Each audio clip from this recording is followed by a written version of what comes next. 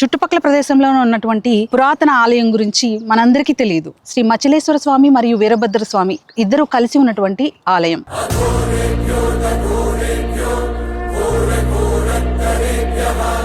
శివరాత్రి రోజు ఇక్కడ చాలా ప్రత్యేకమైన పూజలు జరుగుతాయని విన్నాను. ఆ ప్రత్యేక పూజలు ఏమిటి,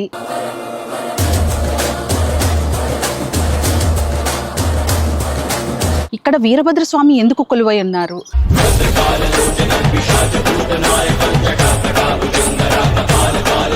శివరాత్రి అనగానే శివాలయాలన్నీ జనాలతో కిక్కిరిసిపోతూ ఉంటాయి.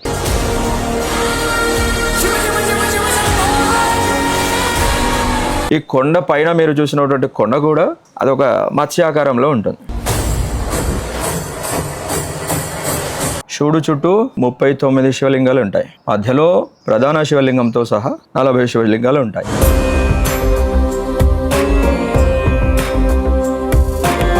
ఇక్కడ స్వామివారు స్వయంగా కింద నుంచి నడుచుకుంటూ వచ్చారు.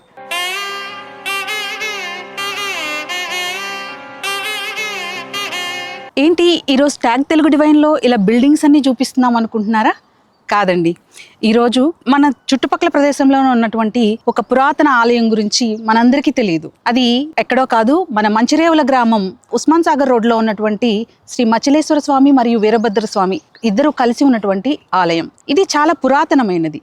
అసలు ఇక్కడ మచిలేశ్వర లింగం అంటారు. ఈ మచిలేశ్వర లింగంకి మచిలేశ్వర అనే పేరు ఎందుకు వచ్చింది, ఇక్కడ వీరభద్ర స్వామి ఎందుకు కొలువై ఉన్నారు, మరి శివరాత్రి రోజు ఇక్కడ చాలా ప్రత్యేకమైన పూజలు జరుగుతాయని విన్నాను. ఆ ప్రత్యేక పూజలు ఏమిటి, అలాగే ఇక్కడ మనకి చూస్తే గోశాల చాలా మంచిగా పెద్ద గోశాల ఉంది. అలాగే ఇక్కడ ఒక పక్కన మనకి సాయిబాబా మందిర్ చాలా చక్కగా కొలువై ఉంది. అలాగే అక్కడ కనిపిస్తున్నదే మనకి ప్రధాన ఆలయం, అంటే మన మచిలేశ్వర లింగము మరియు వీరభద్ర స్వామి ఇద్దరు కొలువైనటువంటి ప్రదేశం. ఇది పురాణాల్లో చెప్పబడినటువంటి చాలా పురాతన కాలమైన ఆలయం. మరి ఈ ఆలయం యొక్క విశేషాలు ఏంటో మరి ఇక్కడ ప్రధాన అర్చకులను అడిగి మనకి తెలుసుకుందాం.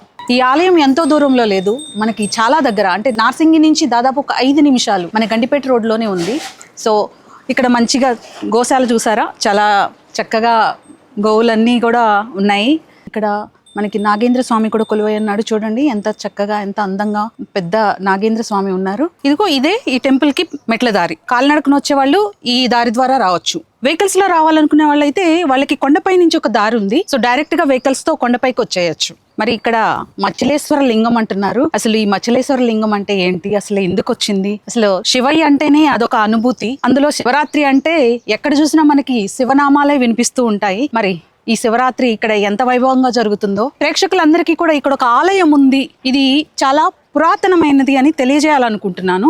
శివరాత్రి అనగానే శివాలయాలన్నీ జనాలతో కిక్కిరిసిపోతూ ఉంటాయి. మరి శివుడిని దర్శనం చేసుకోవాలని ప్రతి ఒక్కరూ వెళ్తారు, కానీ దేవాలయాలు ఖాళీ ఉండవు. సో అందుకే ప్రతి ఒక్కరికి నేను ఈ ఆలయాన్ని పరిచయం చేయాలనే ఉద్దేశంతో ఈ వీడియోని చేయడం జరిగింది. అలాగే చిన్న పెద్ద అనే తేడా లేకుండా, అంటే ఇది మనకి దగ్గరలో ఉన్నది, మనం అంటే చాలా మందికి తెలియకపోవచ్చు, తెలియచేయాలనే ఉద్దేశంతోనే చేస్తున్నాము. ఇలాగే ఇక నుంచి నేను చిన్న పెద్ద తేడా లేకుండా మన హైందవ మతానికి సంబంధించినటువంటి, మన సనాతన ధర్మానికి సంబంధించిన ప్రతి ఆలయం గురించి నాకు తెలిసినంత వరకు వీడియోలు చేస్తూ ఉంటాను. మీరందరూ కూడా మమ్మల్ని ఆదరిస్తారని కోరుకుంటున్నాను. మరి ఏ ఆలయానికి వెళ్ళినా ఫస్ట్ మనం దర్శించుకునేది గణపతిని. మరి ఇక్కడ గణపతి కూడా కొలువై ఉన్నాడు. ఒకసారి గణపతికి కూడా మనం నమస్కరించుకుని మన ఇంటర్వ్యూని పూర్తి చేద్దాం.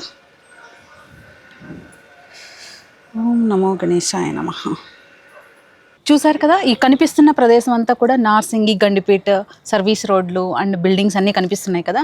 అలాగే ఇక్కడ కనిపిస్తున్నదే మూసీ నది. ఆ మూసీ నది ఒడ్డున, అంటే మన ఈ హైదరాబాద్ పరిసర ప్రాంతాల్లో మీరు ఎక్కడా చూడని ఆలయం, అంటే మూసీ నది ఒడ్డున ఉన్నటువంటి ఏకైక ఆలయం ఇదొక్కటే. ఇక్కడ మచిలేశ్వరుడు మరియు వీరభద్రుడు ఇద్దరూ కొలువై ఉన్నారు. చూసారా, 2 రాళ్ల ఈ కొండల మధ్యలోనే మన మచిలేశ్వరుడు వెలిసాడు. ఇది కదా అద్భుతం, అంటే శివయ్య లేలంటే ఇదేను. చూడండి, ఆ రాయి కిందనే ఇక్కడ నవగ్రహాలు కూడా ఉన్నాయి. అంటే శివయ్య ఎక్కడుంటే మనకి నవగ్రహాలు కూడా అక్కడ ఉంటాయని తెలుసు. మరి ఎంత చక్కగా ఆ రాయి కింద నవగ్రహాలు వెలిసాయి. మరి దూరం నుంచి చూస్తే మనకి మీకు క్లియర్గా, దూరం నుంచి చూస్తే కనుక అది ఒక మనిషి ఆకారం మీకు క్లియర్గా కనిపిస్తుంది. ఇది ప్రధాన ఆలయం యొక్క ద్వారము. ఇక్కడ నుంచి మనం లోపలికి వెళ్తే మనం మచిలేశ్వర స్వామిని మరి అలాగే వీరభద్ర స్వామిని ఇద్దరిని దర్శించుకోవచ్చు. ఆలయంలో విశేషంగా శాంతి పూజలు కూడా జరుగుతాయి. పెళ్ళిళ్ళు కానీ వాళ్ళు కానీ ఏదైనా దోషాలు ఉండి మనశాంతి కోసం ఏదైనా శాంతి పూజలు చేసుకోవాలనుకునే వాళ్ళు ఇక్కడ ఎక్కువగా జరుగుతూ ఉంటాయి. హోమాలు, శాంతి పూజలు. ప్రధాన ఆలయం లోపలికి వెళ్ళి దర్శనం చేసుకోవాలంటే మాత్రం ఆడవారైతే సాంప్రదాయబద్ధంగా చీరలు, మగవాళ్ళు అయితే పంచకట్టులో అంటే షర్టు లేకుండా కంపల్సరీ లోపలికి వెళ్ళాల్సి ఉంటుంది. మచిలేశ్వర స్వామి ఆలయ విశేషాలన్నింటినీ మనకు తెలియజేయడానికి మనతో పాటు ఉన్నారు పరమేశ్వర స్వామి గారు. మరి పరమేశ్వర స్వామి గారిని అడిగి ఈ ఆలయ విశేషాలను తెలుసుకుందాం. నమస్తే పరమేశ్వర స్వామి గారు. స్వామి చెప్పండి, అసలు ఈ మచిలేశ్వర స్వామి ఆలయం అంటే మచిలేశ్వరుడు అనే పేరు ఎలా వచ్చింది? అసలు ఈ ఆలయ విశేషాలు కానీ అంటే ఇది పురాతన ఆలయం అంటున్నారు, ఇక్కడ స్వయంభూ వెలిసారని చెప్తున్నారు కదా, ఇవన్నీ కూడా వివరంగా చెప్తారా? శ్రీ గురుభ్యో నమః. పంచారణముఖోద్భూతాన్ పంచాక్షరమనోపమాన్ పంచసూత్రకృతో వందే పంచాచార్యాన్ జగద్గురు. ఇది శ్రీ మచిలేశ్వర వీరభద్రేశ్వర స్వామి ఆలయం, మంచిర్యాల గ్రామం, గండిపేట మండలం, రంగారెడ్డి జిల్లా. ఇక్కడ కొండపైన మచిలేశ్వర శివుడిని మచిలేశ్వరుడు అంటారు. వీరభద్రేశ్వర స్వామి క్షేత్రపాలకులాగా ఇక్కడ వెలిశారు. శివుడు ఇక్కడ బ్రహ్మసూత్ర సహితంగా ఉంటాడు. ఇక్కడ విశేషం ఏమిటి అంటే శివుడు చుట్టూ 39 శివలింగాలు ఉంటాయి. మధ్యలో ప్రధాన శివలింగంతో సహా 40 శివలింగాలు ఉంటాయి. స్వామివారికి ఒకసారి అభిషేకం చేస్తే మండలం రోజులు చేసినటువంటి ఫలితం కలుగుతుంది. అంటే మండలం అంటే 40 రోజులు. ఆ చుట్టూ చిన్న శివలింగాలు మరియు ఆ ప్రధాన లింగంతో కలిపి 40 ఉంటాయి. అందుకని ఇక్కడ ఒక్కసారి స్వామివారికి అభిషేకం చేస్తే 40 రోజులు చేసినటువంటి ఫలితం ఇక్కడ ఈ శివలింగం యొక్క విశేషం. వీరభద్రస్వామి ఏ శైవక్షేత్రంలోనైనా క్షేత్రపాలకుల్లాగా ఉంటారు. ఎక్కడైనా పురాతనమైన క్షేత్రాలలో ముఖ్యంగా క్షేత్రపాలకులు తప్పనిసరిగా ఉంటారు. కాశీలో భైరవుడు, శ్రీశైలంలో వీరభద్రుడు, అట్లాగే ఇక్కడ కూడా వీరభద్ర స్వామి. ఇక్కడ విశేషం ఏమిటి అంటే స్వామివారు కొండ గుహలో వెలిశారు. బ్రహ్మసూత్ర ప్రకారంగా ఆధారంగా చాళుక్యుల కంటే పురాతనమైన ఆలయం అని చెప్పడం జరిగింది. అట్లాగే స్వామివారు ఇక్కడ వీరభద్ర స్వామి స్వయముగా కింద నుంచి నడుచుకుంటూ వచ్చి లోపల దర్శనం ఇచ్చారు. ఎక్కడైతే వీరభద్ర స్వామి ప్రస్తుత విగ్రహం ఉందో అక్కడ స్వామివారికి దర్శనం ఇవ్వడం జరిగింది. ఆ దర్శనం ఇచ్చినటువంటి స్థానంలోనే స్వామివారిని ఇక్కడ విగ్రహ ప్రతిష్టాపన చేయడం జరిగింది. అలాగే ఏంటి అంటే ఇక్కడ ఋషులు మునులు తపస్సు చేసినటువంటి స్థలం. ఇక్కడ నుంచి ఒక 200 మీటర్ల దూరంలో అయ్యమఠం అని ఉంటుంది. అంటే అయ్యమఠం ఏంటి అంటే అప్పట్లో మా పూర్వీకులు దాంట్లో తపస్సు చేసి, అంతకు పూర్వం కూడా ఋషులు మునులు తపస్సు చేసినటువంటి స్థలం అది. అందుకే దాంట్లో అయ్యగారు అంటారు, ఇక్కడ పంతులు గారిని అయ్యగారు అంటారు. అక్కడ వాళ్ళు తపస్సు చేసినందువలన దాన్ని నేటికి అయ్యమఠం అని పిలవడం జరిగింది. అక్కడ వెనకాల ఉన్నటువంటి కొండ గుహలో తపస్సు చేసి ఇక్కడ స్వామివారి ఆరాధన చేసేవారు. అట్లాగే విశేషం ఏంటంటే ఈ క్షేత్రంలో మొదట కింద నుంచి నడుచుకుంటూ వచ్చేవాళ్ళు, రోడ్డు మార్గం లేదు. అక్కడ కింద నుంచి నడుచుకుంటూ వచ్చే స్థలంలో కింద 2 ద్వారపాలకుల్లాగా ఎక్కడా లేనటువంటి ఏ క్షేత్రంలో శైవ క్షేత్రంలో ఇలా ద్వారపాలకులు ఉన్నారు. ఏంటి అంటే ఒక వైపేమో ఆంజనేయ స్వామి, మరొక వైపేమో వీరభద్ర స్వామి ఉంటారు. అక్కడ నుంచి లోపలికి నడుచుకుంటూ వస్తే పాతకాలంలో నిర్మించినటువంటి మెట్లు ఉంటాయి, ఒక 80 మెట్లు ఉంటాయి. ఆ మెట్ల గుండా నడుచుకుంటూ వస్తే పైకి వస్తే స్వామివారి పాదాలు నలుపు వర్ణంలో కనిపిస్తాయి. ఇంకొక విశేషం ఏమిటి అంటే ఈ క్షేత్రానికి ముచుకుంద నది ఉత్తర ప్రవాహిని అయి ఈశాన్యం వైపు మరలుతుంది. అంటే శ్రీశైల క్షేత్రంలో కూడా అంతే, ఉత్తరం వైపు ప్రవహించి ఈశాన్యానికి మరలుతుంది. ఈ క్షేత్రానికి కూడా విశేషం ఏమిటి అంటే ముచుకుంద నది, అంటే ఇప్పుడు మనం కాలక్రమేణా మారినటువంటి పేరు మూసీ నది అంటారు. ముచుకుంద మహర్షి తపస్సు చేయడం వల్ల ఏర్పడిన నది వికారాబాద్ లో ప్రారంభమై ఇక్కడ వరకు నది ప్రవహిస్తూ ఉంది. ఆ నది గుండా ఇది ప్రయాణం విశేషం. ఈ క్షేత్రానికి ఈశాన్యానికి మరలడం ఈ క్షేత్రం యొక్క విశేషం. ఇక్కడ పూర్వంలో కింద చేపలకు దానం బాగా చేసి తర్వాత అక్కడే స్నానం అంతా ఆచరించి స్వామివారిని దర్శించేవాళ్ళు. ఉత్తర దేశం అంటే నార్త్ ఇండియన్స్, మార్వడీస్ కానీ వీళ్ళందరూ చాలా మంది ఒకప్పుడు వచ్చేవారు ఉత్తర భారతదేశం నుంచి వచ్చిన వాళ్ళందరూ. అట్లాగే ఇంకొకటి ఏంటి అంటే ఇక్కడ వీరభద్ర స్వామి ఇలవేల్పుగా చాలా మంది వస్తారు. ఉత్తర భారతదేశం వాళ్ళు ఏం చేసేవారంటే నదీ ప్రవాహ ప్రాంతం కాబట్టి అప్పట్లో ఏంటి అంటే మత్స్యానికి చేపనికి దానం చేసి స్వామివారుడు తర్వాత దర్శనం చేసుకునేవాళ్ళు. అందుకని వాళ్ళు ఏం చేశారంటే అప్పట్లో ఇది చాలా కాలం నుంచి జరుగుతున్నటువంటిది, అందుకే మత్స్య ఈశ్వర్ తనే అట్లాగే ఆ పేరు ఏంటి మచిలేశ్వర్ అనే పేరు నామకరణం జరిగింది. ఈ కొండ పైన మీరు చూసినటువంటి కొండ కూడా అదొక మత్స్యాకారంలో ఉంటుంది. అది పైనంతా పెద్ద కొండ, ఆ కొండ గుహలో వెలిశారనమాట. అందుకని అది కూడా అదే ఆకారంలో ఉంటుంది కాబట్టి అదే నామకరణం నేటికి కూడా ప్రాచుర్యంలో ఉంది. అందుకే ఈశ్వరుని మచిలీశ్వరుడని స్వామివారిని వీరభద్రుని అనడం జరుగుతుంది. ఇక్కడ ప్రతి వచ్చరం ఉత్సవాలు జరుగుతాయి. శివరాత్రి బ్రహ్మోత్సవాలని ప్రతి సంవత్సరం కొన్ని తరాల నుంచి జరుగుతుంది. అంటే శివరాత్రి కాకుండా అంటే ఈ ఆలయానికి ప్రత్యేక విశేష రోజులు ఏమైనా అంటే విశేష పూజలు కానీ? విశేష పూజలు అంటే ప్రతి నెల ఏం చేస్తారంటే సంకష్టహార చవితి, మహాశివరాత్రికి రుద్రహోమం, అమావాస్యకు బిల్వార్చన చేయడం జరుగుతుంది. ఇది ప్రతి నెల చేస్తారు. ఇది కాకుండా శ్రావణ కార్తీక మాసాల్లో విశేషంగా ఉంటుంది. అక్కడ అభిషేకాలు చాలా విశేషంగా ఉంటాయి. బ్రహ్మోత్సవాలు మాత్రం శివరాత్రికి నిర్వహించడం జరుగుతుంది. 5 రోజులు నిర్వహిస్తారు. ఏంటి అంటే బ్రహ్మోత్సవాలు శివరాత్రి రోజున కళ్యాణోత్సవం ఉంటుంది, తర్వాత రోజున బిల్వార్చన, దాని తర్వాత రోజున పల్లకి సేవ, అగ్నిగుండ ప్రవేశం ఉంటుంది, నిప్పుల పైన నడవడం. దాని తర్వాత రోజున రథోత్సవం ఉంటుంది. రథోత్సవంతో ఈ కార్యక్రమం సంపూర్ణం అవుతుంది. బ్రహ్మోత్సవం మొత్తం 5 రోజులు చేస్తారు. ఇక్కడ శివరాత్రి అనగానే మనం శివపార్వతుల కళ్యాణం అని లింగోద్భవం జరిగినటువంటి ఘట్టం అని చెప్తుంటాం కదా. అసలు మరి శివరాత్రి రోజు ఈ కళ్యాణం ఏ టైంలో జరుగుతుంది? ఇక్కడ విశేషంగా శివరాత్రి ఉత్సవాలు 5 రోజుల పర్యంతం చేస్తారు. ఓకే. మొదటి రోజు 14 శనివారం రోజున గణపతి పూజ, గో పూజతో ప్రారంభం అవుతుంది. ఆ ముందు రోజే రుద్రహోమం కూడా నిర్వహించడం జరుగుతుంది. 14వ తారీఖున. 15వ తారీఖు తెల్లవారుజామున 3ంటికి దేవాలయము తీయడం జరుగుతుంది. దేవాలయం తీసి మొదటిగా మహాన్యాసపూర్వక రుద్రాభిషేకం, అనంతరం గుడి దేవాలయం తరఫు నుంచి అయిపోయినాక మామూలుగా దర్శనాలు జరుగుతాయి. షట్కాల పూజ ఉంటుంది. షట్కాల పూజ ఇక్కడ అర్చకులే నిర్వహిస్తారు. అంటే షట్కాలం అంటే 6 కాలాల పూజలు నిర్వహిస్తారు. 6 కాలాల పూజలు ఇక్కడ అర్చకులే నిర్వహిస్తారు. అనంతరం సాయంకాలం అంటే రాత్రి వేళ 9ంటికి ఇక్కడ పార్వతీ పరమేశ్వర కళ్యాణోత్సవం ప్రారంభమవుతుంది. పార్వతీ పరమేశ్వర కళ్యాణోత్సవం నిర్వహించుకొని లింగోద్భవ సమయంలో సుమారు 11:30కు ప్రారంభమవుతుంది. అయిపోయేసరికి 1:30 అవుతుంది. లింగోద్భవ కాలంలో విశేషంగా స్వామివారికి రుద్రాభిషేకం నిర్వహించడం జరుగుతుంది. మరుసటి రోజున స్వామివారికి బిల్వార్చన 16వ తారీఖున వీరభద్ర స్వామికి శివుడికి బిల్వార్చన చేయడం జరుగుతుంది. 17వ తారీఖున విశేషంగా గ్రామము నుంచి ఇక్కడ వరకు పల్లకి సేవ. పల్లకి సేవ అంటే భృంగీశ్వరుని సేవ. అంటే భృంగీశ్వరుని సేవ, భృంగీశ్వరుని పైన స్వామివారిని పెట్టి మంచిరోల గ్రామం నుంచి ఇక్కడ వరకు ఊరేగింపుగా తీసుకొస్తారు. 2 కిలోమీటర్లు సుమారుగా. దాని తర్వాత రోజున 18వ తారీఖున తెల్లవారుజామున 4ంటికి గ్రామంలో ప్రారంభమవుతుంది నందీశ్వర సేవ మరియు రథోత్సవం. అంటే నందీశ్వరుని సేవ, నందీశ్వరుని స్వామివారిని అక్కడ అలంకరణ చేసి అక్కడ పూజ చేసి అక్కడ నుంచి ప్రారంభమవుతుంది.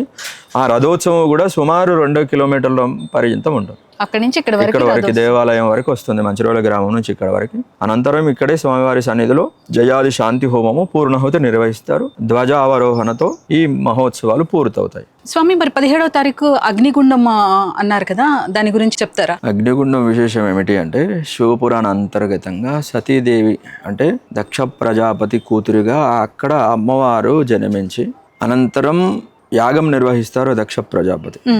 ఆ యాగం అంతర్గతంగా తన కుమార్తె అయిన అమ్మవారు పిలవకుండా అంటే ఈశ్వరుడు లేని యాగం నిర్వహిస్తారు. నిరీశ్వర యాగం అనే పేరు పెట్టి ఈశ్వరుడు లేకుండా యాగాన్ని నిర్వహిస్తారు. ఎంతైనా తండ్రి కనుక పుట్టినిల్లు కనుక ఆ ప్రేమ చేత అమ్మవారు వెళ్తే అక్కడ వారికి అవమానం జరుగుతుంది. అట్లాగే శివుడికి కూడా అవమానం చేయడం జరుగుతుంది. అది వారు సహించలేక తట్టుకోలేక అక్కడే దేహత్యాగం చేయడం జరుగుతుంది అమ్మవారు. అప్పుడు వీరభద్రస్వామి ఉద్భవించడం జరుగుతుంది. శివుడి జటాజూటం నుండి వీరభద్రస్వామి ఉద్భవించడం జరుగుతుంది. అలాగా అప్పుడు ఆ యాగాన్ని మొత్తం ధ్వంసం చేసి ఆ దక్ష ప్రజాపతి తల తీసేస్తారు వీరభద్రస్వామి. అప్పుడు ఆ యాగం నిర్వహించినందువలన అక్కడ తల తీయడం వలన మనువులలో ఒకడు దక్షుడు. అంటే ఈ లోకమంతటికి నడవడానికి కారణం 7 మంది మనువులు. అందులో ఒక వాడైన ప్రజాపతి కనుక వారు లేకపోతే మొత్తం అస్తవ్యస్తం అవుతుందని చెప్పి అందరూ ప్రార్థన చేస్తే అప్పుడు దక్షిణ విముఖంగా మీరు ఎక్కడి వరకు అయితే ప్రయాణం చేస్తారో మొదటగా ఏ తల కనిపిస్తుందో అది తీసుకొచ్చి పెట్టండి అని చెప్తారు. దానికి పరిహారంగా దక్ష ప్రజాపతికి. అప్పుడు ఆ దక్ష ప్రజాపతికి అలా దక్షిణ ముఖంగా వెళ్ళినప్పుడు మొదటిగా గొర్రె తల కనిపిస్తుంది, అది తీసుకొచ్చి పెట్టడం జరుగుతుంది. ఆనాటి నుండి నేటి వరకు మీరు ఎక్కడ వీరభద్ర క్షేత్రాలు దర్శించినా ఒకవైపు దక్షుడు, మరొక వైపు ప్రసూతి. అంటే దక్ష ప్రజాపతి గారి భార్య పేరు ప్రసూతి. అట్లాగా ఎక్కడ వీరభద్ర క్షేత్రం ఉన్నా, వీరభద్రుడి అక్కడ విగ్రహం ఉన్నా తప్పకుండా వీరిరువురు అటువైపు ఇటువైపు ఉంటారు. అదే కోలంలో నేటికి కూడా ఎక్కడైతే వీరభద్ర స్వామి క్షేత్రాలు ఉంటాయో అక్కడ ఈ అగ్నిగుండము అనేది నిర్వహించడం జరుగుతుంది. అగ్నిగుండం ఏంటి అంటే అక్కడ ఈ దక్ష ప్రజాపతి ఏదైతే అప్పుడు దక్ష యజ్ఞం ధ్వంసం జరిగిందో దాని ప్రతీకగా నేటి కాలంలో కేవలం వీరభద్రస్వామి క్షేత్రాలలో మాత్రమే విశేషంగా వీరశైవాగమోక్త ప్రకారంగా ఈ అగ్నిగుండం అనేది నిర్వహించడం జరుగుతుంది. అది నేటి కాలంలో కూడా ఇక్కడ చేస్తారు. 17వ తారీఖున ఇక్కడ స్వామివారి సన్నిధిలో పొద్దుటే తెల్లవారుజామున 6ంటికి ఉత్సవం ఇక్కడికి వచ్చినాక అక్కడ నిర్వహించడం జరుగుతుంది. నిప్పుల పైన నడవడం ఇది విశేషం. మరి ఈ చెట్టుకి చూస్తే ఏవో ముడుపులు కట్టినట్టున్నాయి స్వామి, ఈ చెట్టు యొక్క ప్రత్యేకత ఏంటి? ఇక్కడ విశేషం ఏంటి అంటే మామూలుగా ఉన్నటువంటి స్థలాల్లో అంటే మామూలుగా సరి సమానమైన ఉన్న స్థలాల్లో పూజించడం ఒక విశేషం అయితే కొండ గుహలపైన కొండలపైన ఉన్నటువంటి దేవాలయాల్లో అక్కడ స్వామివారిని సేవించడం కోటి రెట్లు ఫలితం ఉంటుంది. అది చాలా విశేషం ఒకటి. తర్వాత ఏంటి అనగా ఇక్కడ ఎవరైతే వారి సంకల్పం చెప్పుకొని ఇక్కడ స్వామివారి సన్నిధిలో ఆ సంకల్పం చెప్పుకొని ఇక్కడ ముడుపు కట్టడం జరుగుతుంది. దానివల్ల ఏంటి అంటే వారి సంకల్పం నెరవేరుతుంది. ఇక్కడ విశేషంగా అంటే ఈ కోరిక అనేది ప్రతిది విశేషంగా ఇక్కడ ఏంటి అంటే పెళ్లి కాని వాళ్ళు ఇక్కడ చాలా శాంతులు జరుగుతుంటాయి. అట్లాగే కొంతమందికి కుజదోషం అని, మరి కొంతమందికి సంతానం అని, కొంతమందికి కొన్ని ఇంట్లో ఇబ్బందులు అని, ఇలా చాలా సమస్యలతో ఇక్కడికి వస్తూ ఉంటారు. చూసాము లోపల చాలా శాంతి హోమాలు జరుగుతాయి. కాబట్టి ఇక్కడ శాంతులు చేయడం జరుగుతుంది. అట్లాగే ఇక్కడ వారి సంకల్పం మేరకు స్వామివారికి చెప్పుకొని ఇక్కడ ఈ చెట్టుకు ఇక్కడ కట్టడము ముడుపు కట్టడము జరుగుతుంది.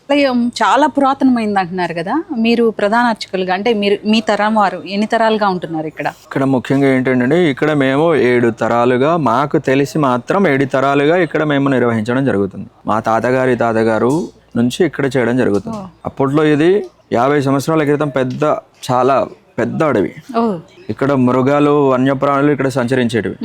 ఎవరు కూడా సూర్యోదయం కంటే ముందు వచ్చి ఇక్కడ ఎవరు అర్చన చేసేవారు కాదు, ఉండేవారు కాదు. అంటే 1950 కంటే ముందు ఎవరైనా ఇక్కడ ఏంటి అంటే సూర్యుడు ఉదయించినాక 10 తర్వాత వచ్చేవారు. అంటే ఇక్కడ వన్యప్రాణుల భయం వల్ల ఇక్కడ ఎవరు వచ్చేవారు కాదు. దాని తర్వాత భయపడేవారు. దాని తర్వాత ఏంటి అంటే ఇంటి వారు తప్పనిసరిగా 10 తర్వాత వచ్చి ప్రతిరోజు అర్చన మాత్రం చేసేవారు. దాని తర్వాత కాలక్రమేణా ఇవన్నీ కూడా మొదట్లో ఇక్కడ మెట్ల దారి లేదు, అది మేమే నిర్వహించాం. తర్వాత కరెంటు వెసులుబాటు లేదు, అది మేమే నిర్వహించాం. దాని తర్వాత ఇక్కడ నీళ్ళ వ్యవస్థ కూడా పైకి వచ్చే పరిస్థితి లేదు ఇక్కడ, అది కూడా తర్వాత కాలక్రమేణా ఇవన్నీ అభివృద్ధి చేయడం జరిగింది. దాని తర్వాత మళ్ళీ గ్రామస్తులు చొరవ తీసుకుని ఇవన్నీ చేయడం జరిగింది. మొదట్లో మాత్రం ఇక్కడ అసలు ఏమీ లేనటువంటి పరిస్థితి. ఇక్కడ రాను ఇంత భక్తుల సహాయ సహకారం చేత ఇప్పటి వరకు ఇంత అభివృద్ధి చెందడం జరిగింది.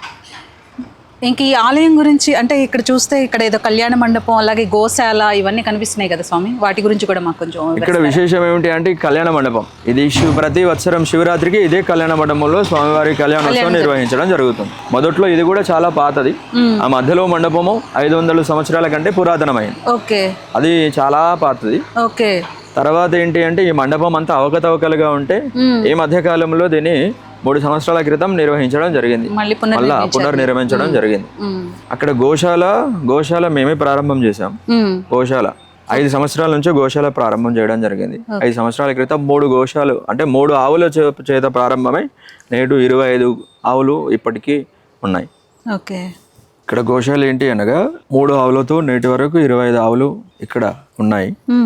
ఏంటి అంటే భక్తుల సహాయ సహకారం చేత ఈ గోశాల ఇప్పటివరకు ఇంత వాడు ఇంత అనకుండా గోశాల ప్రతిదినము భక్తుల సహాయాల చేత ఇప్పటివరకు అభివృద్ధి చేయడం జరిగింది. అట్లాగే ఇక్కడ శివుడు అనగానే సోమవారం విశేషం. అట్లాగే ఇక్కడ ప్రతి సోమవారం కూడా అన్నప్రసాద వితరణ కూడా చేయడం ప్రారంభం చేశాం. గత 2 సంవత్సరాల నుంచి శ్రావణ మాస సోమవారం మొదటి సోమవారం నుంచి ప్రారంభం చేయడం జరిగింది. ఇప్పటివరకు కూడా భక్తుల సహాయం చేత అది కూడా ఎక్కడ ఏ రోజు కూడా ఆపకుండా ఇప్పటివరకు ప్రతి వారం చేయడం, సోమవారం అన్నదానం చేయడం జరుగుతుంది. ఇక్కడ స్వామివారు స్వయంగా కింద నుంచి నడుచుకుంటూ వచ్చారు. అప్పట్లో ఇదంతా నీటి ప్రవాహ ప్రాంతం. కింది నుంచి ఆంజనేయ స్వామి వారి ముందు నుంచి నీటి ప్రవాహం ఉండేది. అంటే పంట పొలాల కొరకు ఇది సపరేట్ కాలువ ఉండేది విశేషంగా. అందుకని ఈ గ్రామానికి కూడా మంచి రేవుల అంటే మంచి నీళ్ళతో వ్యవస్థ కలిగినటువంటి గ్రామం కాబట్టి మంచి రేవుల అనే ప్రాంతంగా నామకరణం జరిగింది. ఇక్కడ విశేషం ఏంటంటే స్వామివారి పాదాలు నలుపు వర్ణంలో ఉంటాయి. కానీ ఇప్పటి వరకు ఇది అర్థం కాని విషయం ఏంటి అంటే అది మా తాతగారు కూడా అట్లా చూసారు, అట్లాగే ఉన్నాయి, ఇప్పటికి కూడా అట్లాగే ఉన్నాయి. అవి అటు మట్టి పదార్థము కాదు, ఇటు వేరే పదార్థము కాకుండా అది ఎప్పటి నుంచి ఉంది, అది ఎలా ఉంది అనేది ఇప్పటి వరకు ఈ బండరాయి మీద అతుక్కొని ఎలా ఉంది అనేది క్వశ్చన్ మార్క్. అసలు ఎవరికి తెలియని ఇది ఒక వింతైన విధంగా ఉంటుంది. అసలు ఇప్పటివరకు మేము చాలా మందికి ప్రయత్నం చేశాము, కానీ అవి దొరకడం లేదు. ఏంటి అంటే ఇక్కడికి ఇలవేలుపులు అనే ఎవరైతే ఇంటి దేవుడు అనే వస్తారో భక్తులు, వారందరూ కూడా మొదటిగా పాదాలకు పూజ చేసి అనంతరం లోపల స్వామివారిని దర్శనం చేసుకోవడం జరుగుతుంది. ఇది అంటే పూర్వకాలంలో ఇక్కడ ద్వారపాలకులు మరియు వీరభద్రస్వామి విగ్రహము, వినాయకుడు, అన్ని పరివార దేవతలు ఉండేవి. అప్పటి కాలంలో ముష్కరుల వల్ల ధ్వంసమైన దేవాలయాలు ఎన్నో ఉన్నాయి, ఇక్కడ కూడా అలాంటివి జరగడం జరిగింది. అందుకే ఈ విగ్రహాలు ఆ ప్రతిరూపకంగానే నేటికి ఇక్కడ ఉన్నాయి. ఇక్కడ వీరభద్రస్వామి విగ్రహం ఇది విధ్వంసం చేశారు. అటువైపు ఇంకా ద్వారపాలకులు విగ్రహాలు కూడా ధ్వంసమై ఉన్నాయి, నేటి కాలంలో కూడా కనిపిస్తున్నాయి మనకి. ఓకే, ఇవన్నీ కూడా వీరభద్ర స్వామి పాదాలు మీరు చక్కగా క్లియర్ గా చూడొచ్చు. అప్పటి నుంచో ఇప్పటి వరకు అలానే ఉండిపోయాయని పూజారి గారు చెప్తున్నారు. నిజంగానే ఇది ఒక అంతు చిక్కని రహస్యంగా ఉండిపోయింది. వీరభద్ర స్వామి పాదాలే మీరు చూడొచ్చు. కింద వరకు ఇలా కింద మెట్ల మార్గం కింద వరకు ఉన్నాయి స్వామివారి పాదాలు. ఇక్కడ విశేషంగా ఏంటంటే పంచ పల్లవాల చెట్లు, రావి, మేడి, మర్రి, జివ్వి, మామిడి, తర్వాత చెమ్మి అని ఇలా 5 రకాల వృక్షాల కింద ఇక్కడ చెంటనాగులు సుబ్రహ్మణ్య స్వామిని ఇక్కడ ప్రతిష్ఠ చేయడం జరిగింది. ఇక్కడ విశేషంగా సుబ్రహ్మణ్య స్వామి ఆరాధన చేస్తారు. 5 రకాల చెట్లు. ఓకే, స్వామి ఇక్కడ బాబా మందిర్ అని కనిపిస్తుంది, ఇది కూడా ఇప్పుడు మీరు నిర్మించిందేనా? అవునండి, ఇది కూడా భక్తులు ఒక వ్యక్తి నిర్మించారు. ఆయన సంకల్పం మేరకు ఇక్కడ నిర్మాణం చేయడం జరిగింది. 2012లో చేయడం జరిగింది. ఇక్కడ ఇది కూడా ఈ దేవాలయం ఆధ్వర్యంలోనే నడుస్తుంది. ఇక్కడ కూడా మా వంశీకులే అర్చన పూజ చేయడం జరుగుతుంది. అట్లాగే వెనకాల వైపు అమ్మవారి దేవాలయం, అక్కడ అమ్మవారి దేవాలయం వెనకాల వైపు ఉంది. అక్కడ కూడా ఇంకా విగ్రహ ప్రతిష్టాపన చేయలేదు. ఈ ఉత్తరాయణ పుణ్యకాలంలో విగ్రహ ప్రతిష్టాపన కూడా చేయాలని సంకల్పం చేయడం జరిగింది. చాలా ధన్యవాదాలు పరమేశ్వర స్వామి, ఆలయం గురించి చాలా చక్కగా వివరించారు. నిజంగా కూడా శివభక్తులందరికీ చాలా మంచి ఆలయాన్ని పరిచయం చేశారు. ప్రతి ఒక్కళ్ళు కూడా మనకి దగ్గరలోనే ఉన్న ఈ శివాలయాన్ని దర్శించుకుని ఆ పరమేశ్వరుడి కృపా కటాక్షలు పొందాలని కోరుకుంటున్నాను. ఒకప్పట్లో ఇవన్నీ కొలనండి, అంటే ఇక్కడ చిన్న చిన్న కుండాల్లాగా ఉండేవి. ఇక్కడ ఉన్నాయి, అటువైపు ఉన్నాయి, తర్వాత గుడి వెనకాల వైపు కూడా ఉంటాయి. అవి ఇప్పుడు ప్రస్తుతం మనం చూడలేనటువంటి పరిస్థితి. వెనకాల వైపు కూడా కొండాలు ఉన్నాయి. ఇవన్నీ కూడా అప్పట్లో నీళ్లు ఉండేవి. ఇప్పుడు విశేషంగా ఇక్కడ నుంచి అప్పట్లో వీళ్ళు కానటువంటి పరిస్థితిలో ముచ్చుకుందా నది కింది నుంచి తీసుకొచ్చి స్వామివారికి అభిషేకం చేసేవారు. అప్పట్లో మామూలుగా మిగతా రోజుల శ్రావణ మాసంలో మాత్రం ఎక్కువ నీరు పట్టేటివి కాబట్టి అక్కడ నుంచి తీసుకొచ్చేవారు. మామూలుగా అయితే ఇక్కడ నుంచి తీసుకొని అభిషేకం చేసేవారు. అట్లాగే ఏంటి అంటే ఒకప్పుడు ఇదంతా కూడా ఎక్కడ చూసినా మొత్తం పెద్ద అరణ్యం అండి. నేటి కాలంలో ఇప్పటికీ మహాపట్టణం లాగా మారిపోయింది ఈ స్థలం అంతా కూడా. చుట్టూ బిల్డింగ్లు వచ్చేస్తాయి. చాలా ధన్యవాదాలు పరమేశ్వర స్వామి. చాలా చాలా నమస్కారం. ఇదే బాబా మందిర్. ఇక్కడ చూడండి, కుజదోషానికి సంబంధించినటువంటి పూజలు కూడా నిర్వహించబడుతున్నాయి. లోపల కూడా మనం శాంతి పూజలు, వివాహానికి సంబంధించి, సంతానానికి సంబంధించిన శాంతి పూజలు చేశారు. అలాగే ఇక్కడ కూడా కుజదోషానికి సంబంధించి ప్రత్యేక పూజలు నిర్వహించబడుతున్నాయి. మామూలుగా అయితే ఏ ఆలయంలో అయినా శివరాత్రి అనగానే 1 రోజు 2 రోజులు ఊరేగింపులు, ఉత్సవాలు ఉంటాయి. కానీ ఈ ఆలయంలో ప్రత్యేకత ఏంటి అంటే శివరాత్రి సందర్భంగా ఇక్కడ ప్రత్యేకించి 5 రోజులు పూజలు నిర్వహించబడతాయి. 5 రోజుల్లో ఏ ఒక్క రోజు వచ్చినా గానీ ఇక్కడ మనం ఆ శివయ్య యొక్క కృపా కటాక్షాలని పొందవచ్చు. సో ప్రతి ఒక్కరూ కూడా వచ్చి ఇక్కడ శివాలయాన్ని, ఇక్కడ ఉన్నటువంటి మచిలేశ్వర స్వామి అలాగే వీరభద్ర స్వామి యొక్క అనుగ్రహాన్ని పొందుతారని కోరుకుంటున్నాము. అలాగే ఇలాంటి చిన్నదనే కాకుండా ఇక నుంచి మన దగ్గరలో ఉన్నటువంటి చుట్టుపక్కల ప్రాంతాల్లో ఉన్నటువంటి ఆలయాలన్నింటినీ కూడా మీకు పరిచయం చేస్తూ అలాంటి అనేక విశేషాలతో మళ్ళీ మీ ముందుకు వస్తాను. అప్పటి వరకు చూస్తూనే ఉండండి ట్యాగ్ తెలుగు డివైన్. నేను మీ సుజాత.